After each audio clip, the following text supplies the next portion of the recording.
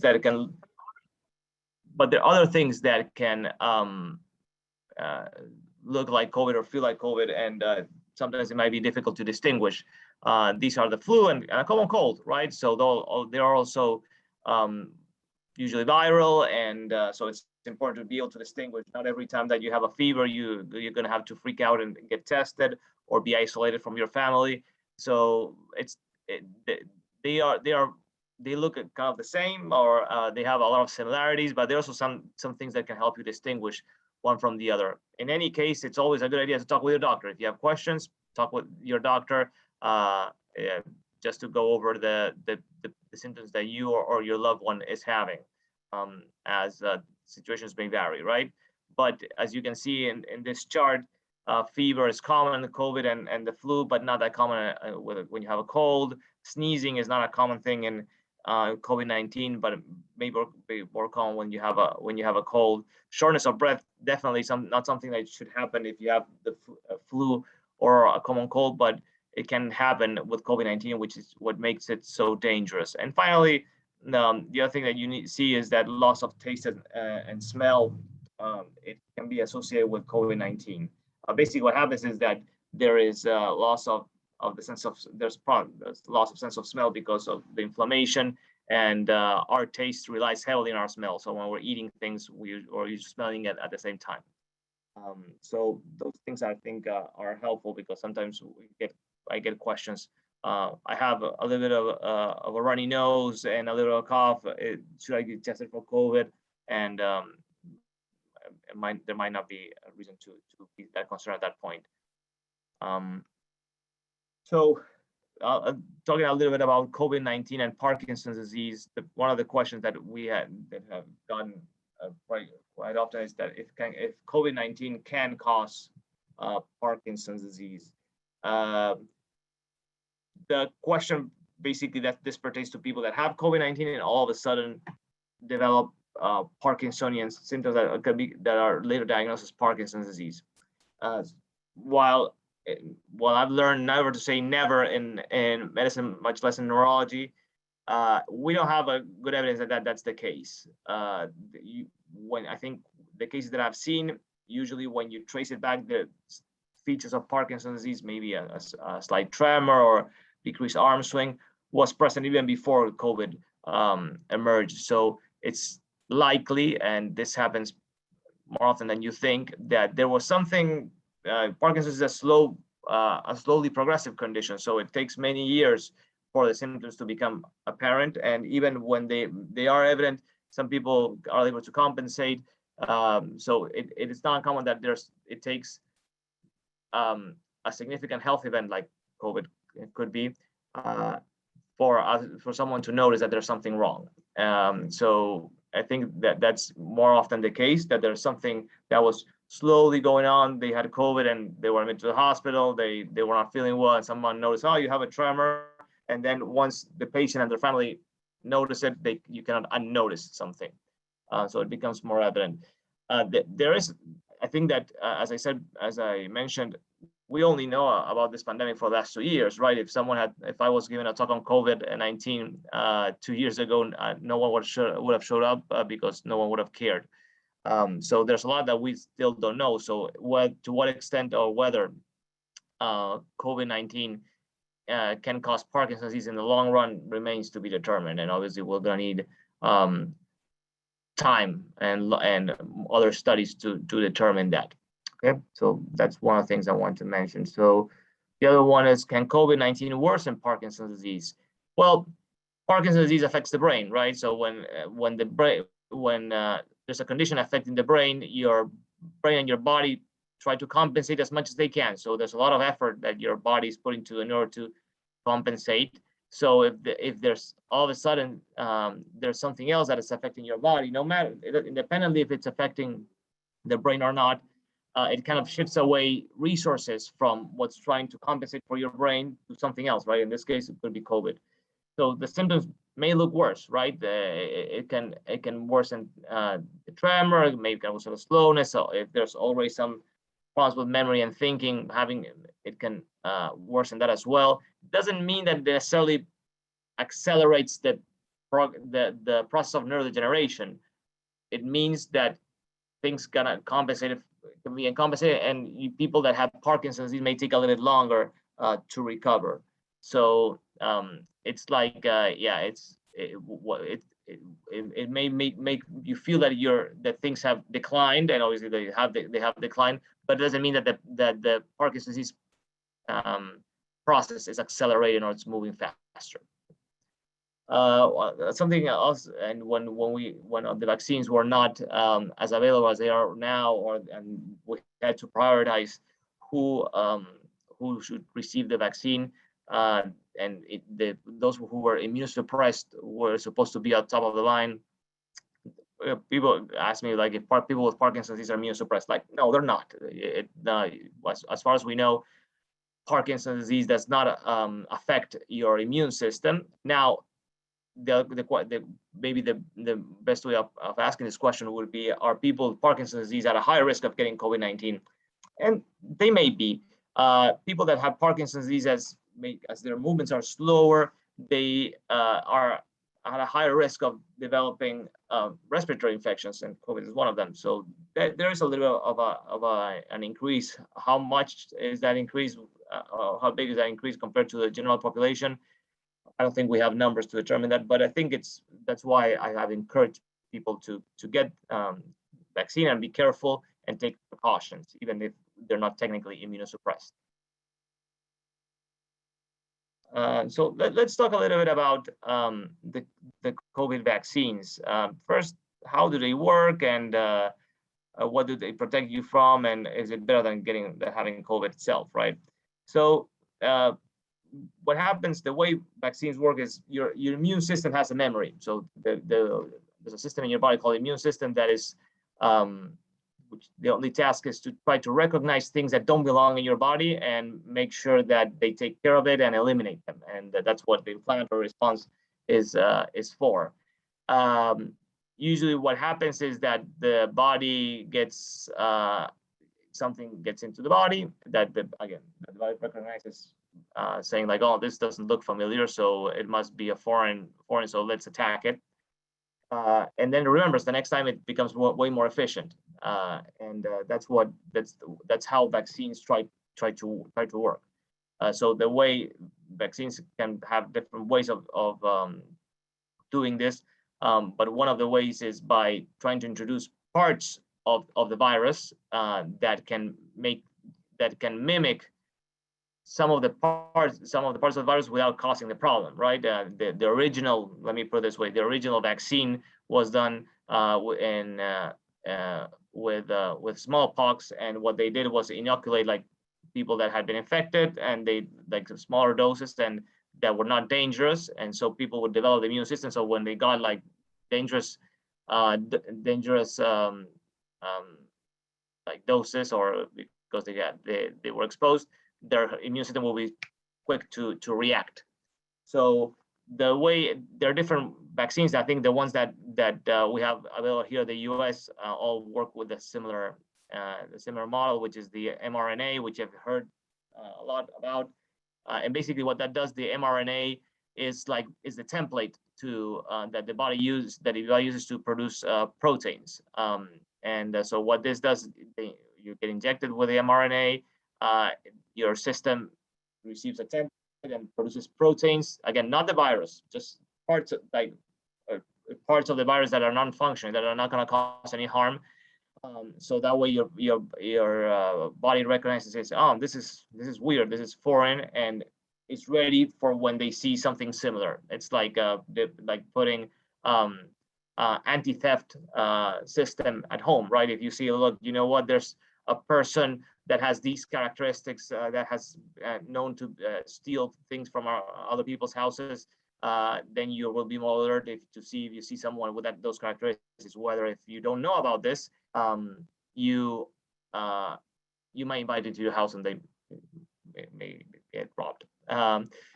So, and there are other types of vaccines that we don't have here available in the U.S. The AstraZeneca, which basically what it does, it's with a viral vector. Again, these are not viruses that are harmful, and other ways of developing a vaccine is just by injecting the protein, like parts of the virus, the proteins that are associated with the virus, or a weakened inactive virus. So, but the ones that we have here in the U.S., the Pfizer, the biotech, the Pfizer, the Moderna, which are the more common one, and are mRNA, plus the Johnson & Johnson, which is more with a viral vector.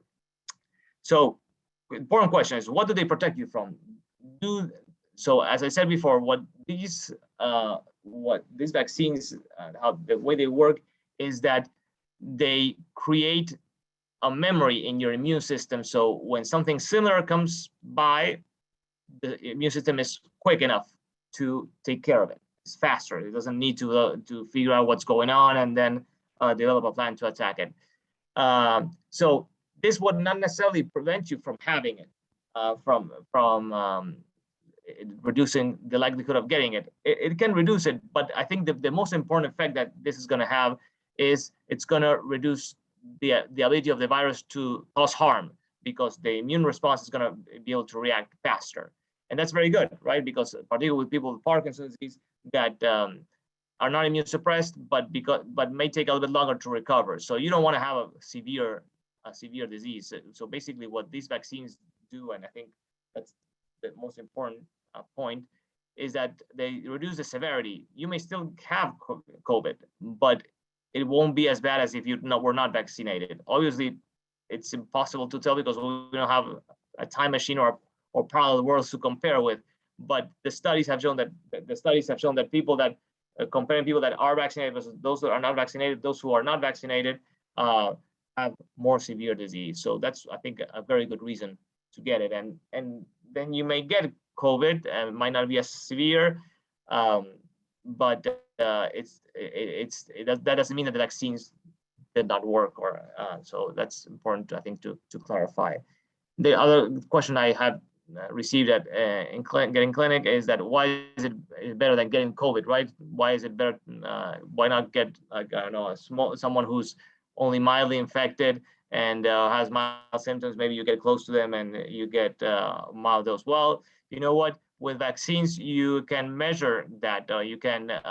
It's a controlled way of exposing your immune system to this. So you don't want to. It's like if you put, again, I'm going to go back to the security system at home.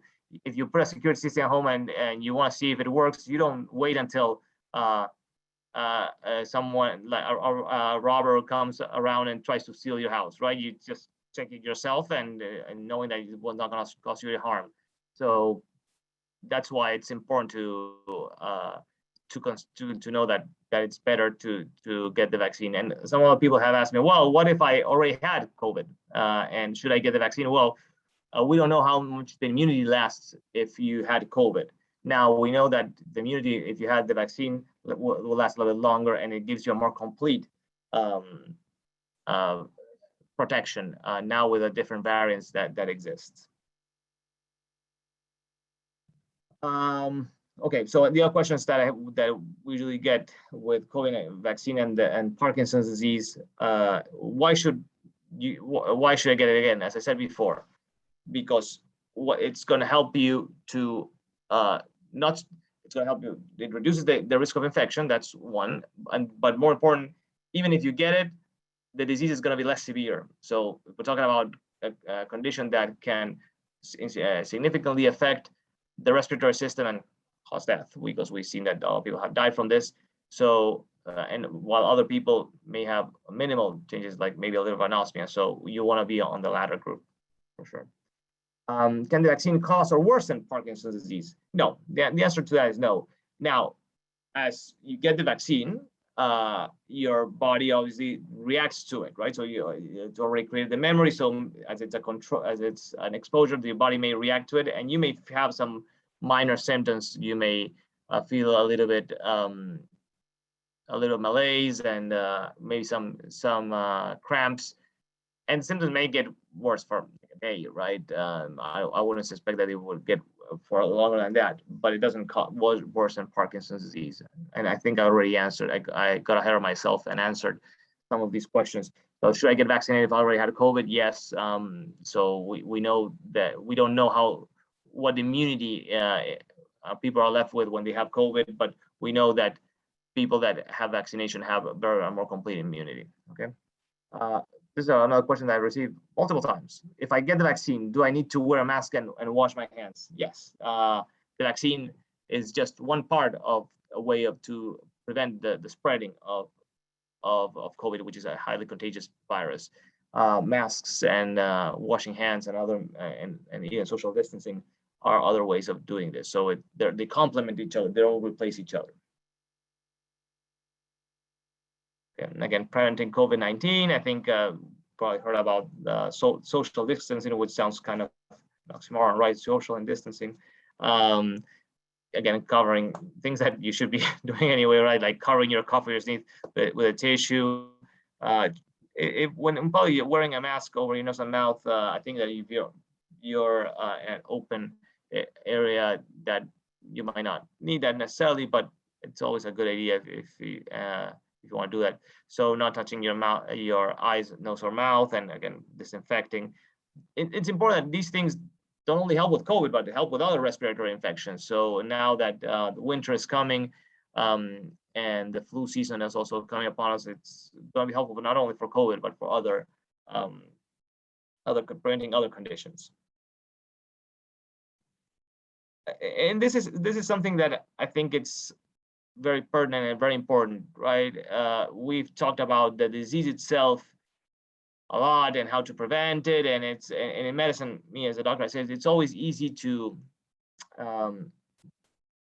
ask people not to do things, right? To avoid things, and or you don't want anything bad to happen to them. So sometimes I feel that we as doctors tell people like, oh, be careful, we don't want to prevent falls, but so I don't know, sit down in a chair and do nothing, and that's not a good way of living. That's not a good living life. The goal of healthcare is not so much prolonging the number of years you live, but giving quality to them.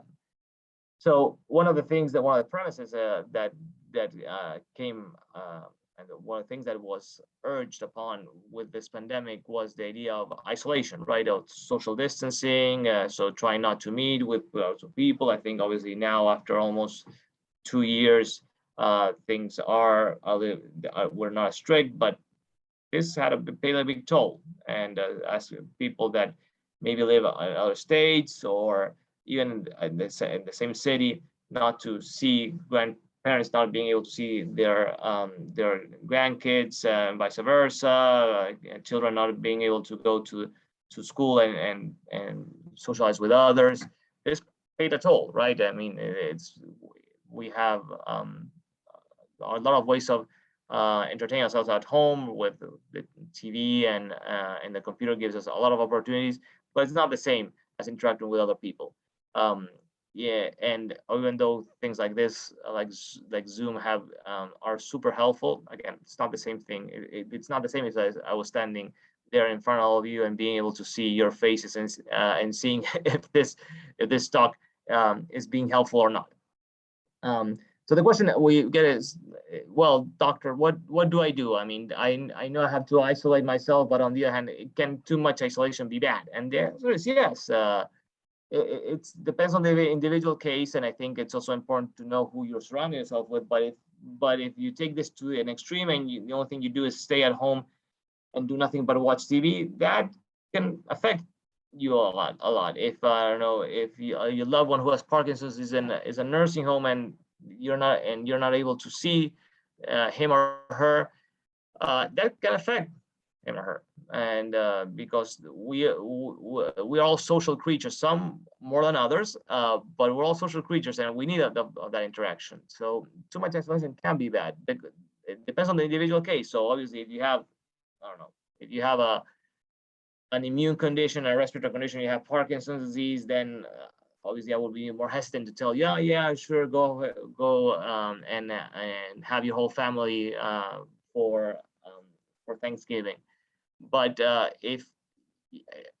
but on the other hand, I wouldn't want you to lose that interaction. So I think it's important to try to understand that there, as in all things in life, there's a balance, right? Isolation is good, and you have to be able to prevent things. But on the other hand, being social now with vaccines and some of the other measures, I think there are ways of getting around and being around people. Okay.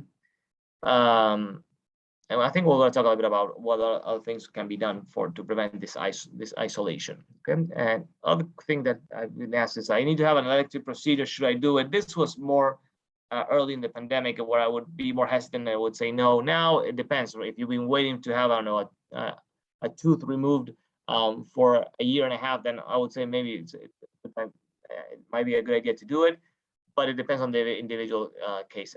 As in both situations, both with the isolation and the elective procedure, it's important to know who you're going to be dealing with, right? If you want to go and visit family, do you know if they're vaccinated? If they're not vaccinated, are people that are not vaccinated going to be around?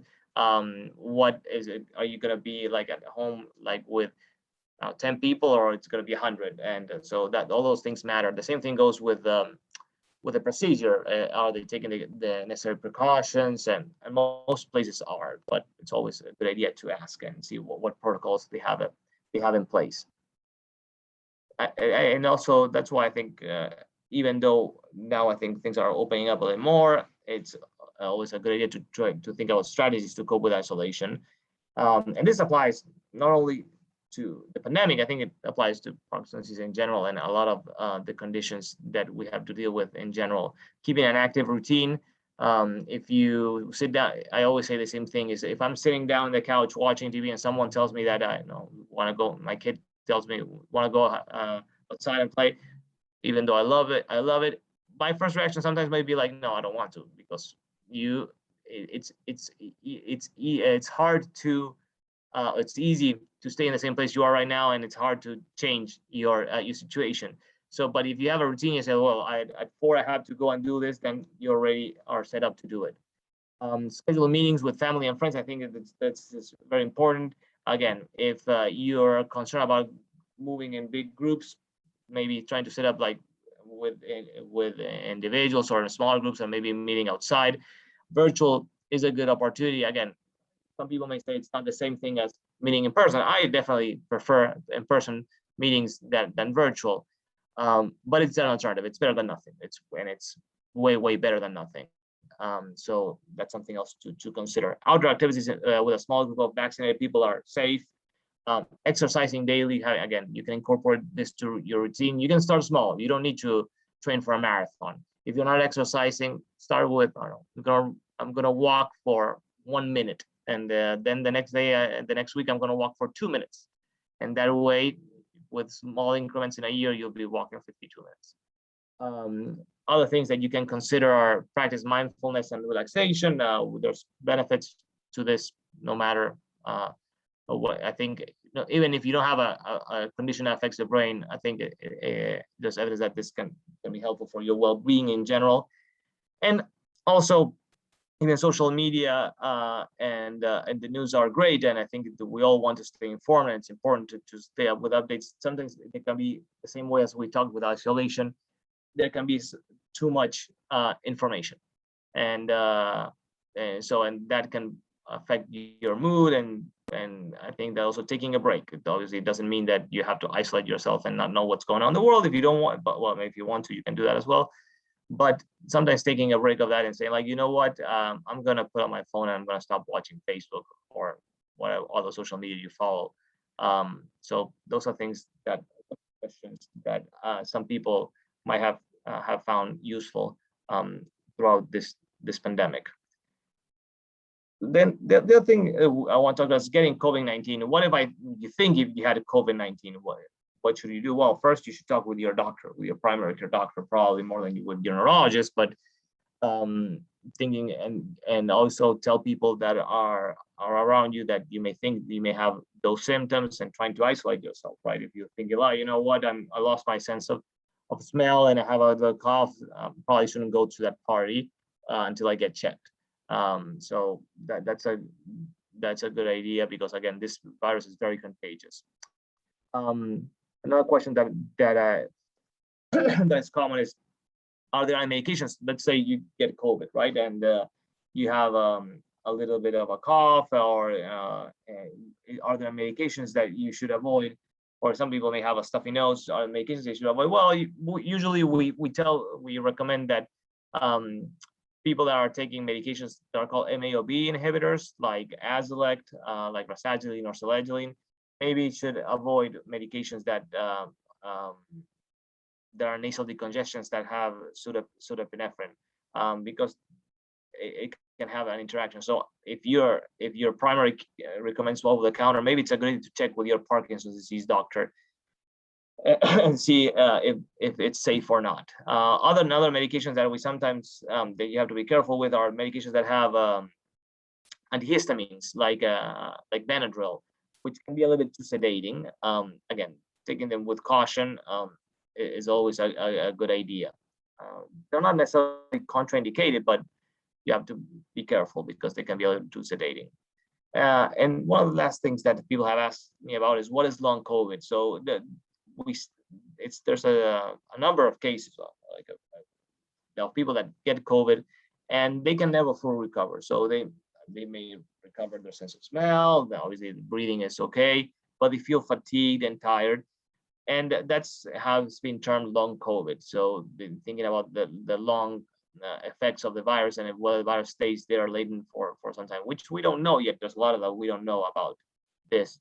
It is true that sometimes this virus, when it hits you hard. So it can have some long-term consequences. But there's still a lot that we don't know. And again, in the context of Parkinson's disease, obviously we have a very you have a severe virus in the context of a degenerative disease. It can take a bit longer to recover. So give yourself time and trying to make sure you're making all the right things for your health. I think that's what I had. I think that I wanted to give a lot of time for questions, but I also thought I'd give some background things that have been asked. So now what I'm going to do, I don't know, Lauren, how you want to do it, if you want to open the panel or. Yeah, so thank you so much for sharing all of that insight. We certainly appreciate it. If anyone has a question, you can either come on the microphone and ask, or you can type your questions into the chat. And then we also have some questions that were asked that I will put in the chat and then also share. So I'll put myself on mute for a moment and allow anybody to type their questions or just come on the microphone. And I'm going to stop sharing so that way. Okay, that sounds great. Thank you.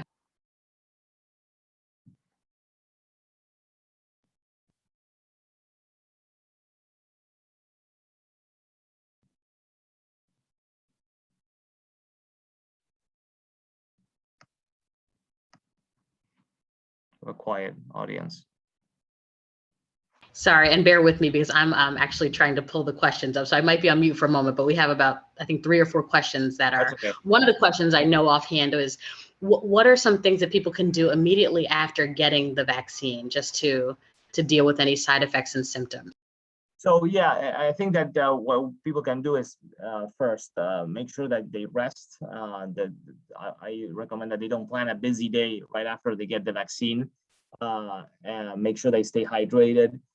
They can consider taking a Tylenol or ibuprofen if they need to do that. Those are basic things. I always make sure they take the medication and they're eating appropriately.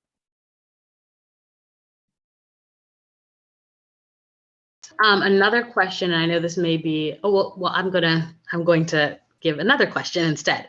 So Anne Marie says, so if I understand, I can go to in-person Parkinson's exercise classes if I'm fully vaccinated. So can people go to their regular movement therapy programs?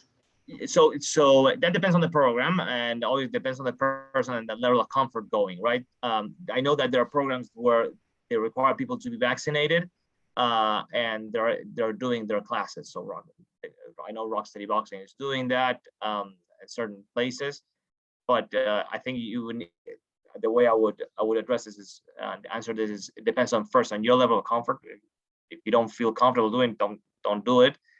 And also asking the program if they're requiring all people to be vaccinated. The fact that you're vaccinated doesn't mean that the other people will be. And if they have any special protocols, if they're limiting the amount of classes. But I think that's can be done. Thank you. So we have another question. Is there any evidence that the booster shots worsen PD or Lewy body dementia? No, we don't have evidence for that. I think it's unlikely. I mean, from a thinking about a mechanistic perspective, it's unlikely that that's the case, but there's no evidence. I think it's unlikely. I wouldn't worry about that. Okay, and this one, you touched on this already a little, but just in case anybody joined late, is there anything that I should be really aware of in regard to how contracting COVID might affect my Parkinson's disease? So, I mean, the way I would think about it is the following: if you get COVID, it's possible that the symptoms may look worse. I'm sure that a lot of people here that have Parkinson's disease or that live with someone with Parkinson's disease know that whenever stress or other medical conditions arise, the symptoms look worse. And that doesn't. But again, I think the important part is that doesn't mean that the degenerative process is accelerating or it's getting worse. It just means that the symptoms are worse. It's like you're having a very bad day or set of days.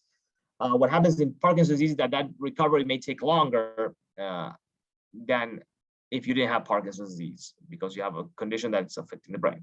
So the way I would say it is if you feel the symptoms you get COVID and you feel the symptoms are getting worse, just make sure, don't worry too much about the Parkinson's getting worse. Take care of the COVID, do what the doctor tells you to do, and then slowly things should get better. Hopefully back to the way they were before.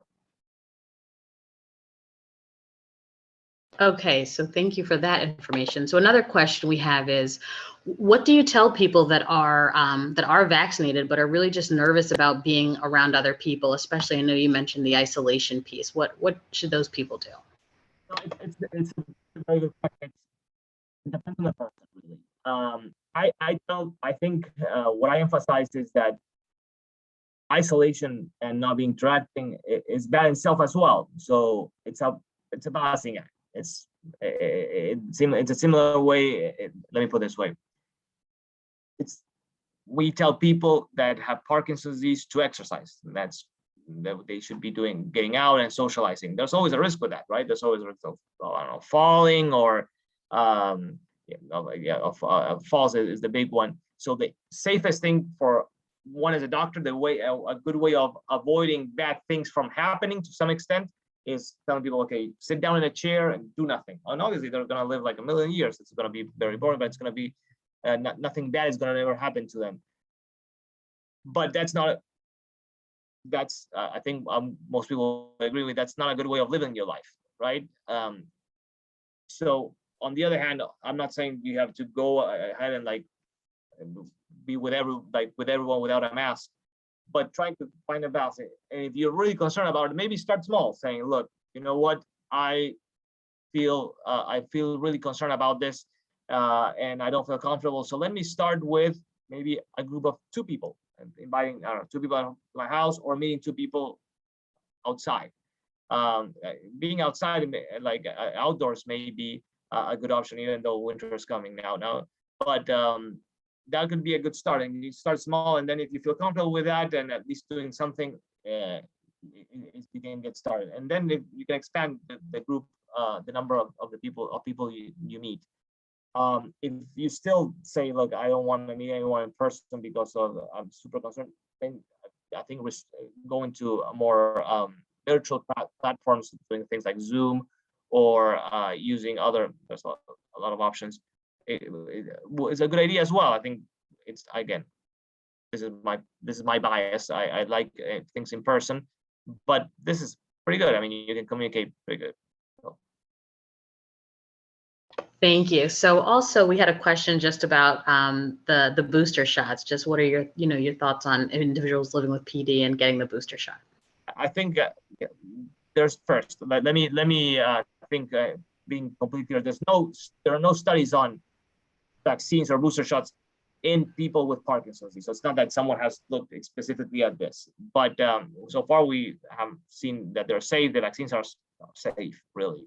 What I tell people in general is that if someone is going to if the vaccines are not going to work the way they are, the way they're supposed to work, they're probably going to do nothing more than causing harm. So when they're in general in medicine, the people are more concerned about not causing any problems rather than something being effective. So that's I think it's important to take that into consideration.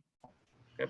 Thank you. And then what advice do you give in situations, because we do have some caregivers in this session. So what about situations where caregivers have chosen not to get vaccinated, but they're choosing not to get vaccinated and they're working around helping and supporting somebody with PD?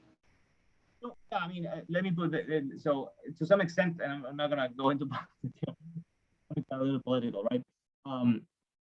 I think that there's good evidence that the vaccines help, and with that way you are, particularly if you're a caregiver, maybe the person that you're taking care of cannot afford for you getting sick.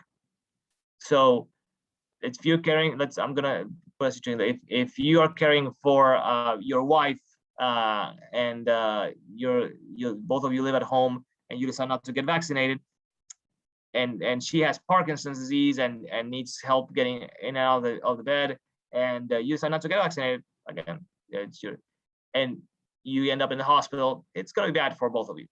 She's probably not gonna be able to take good care of you, and you're not gonna be able to take care of her. Again, this is, as I always say, everyone can make their own decisions. My role here is to try to get a little insight of what I know, right? And what I know. So I think that it's important to take that into consideration.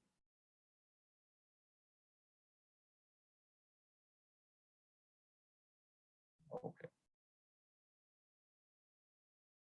So I don't see any other questions. So if there aren't any other questions from our participants, I think that we can wrap up. I just want to thank you all for joining us. I hope the session was informative, and thank you so much, Dr. Rodriguez-Porcel, and we appreciate your time. No, my pleasure. Thank you for having me. And again, if there are any questions, we can communicate in another way. Okay, it was my pleasure, and thank you for inviting.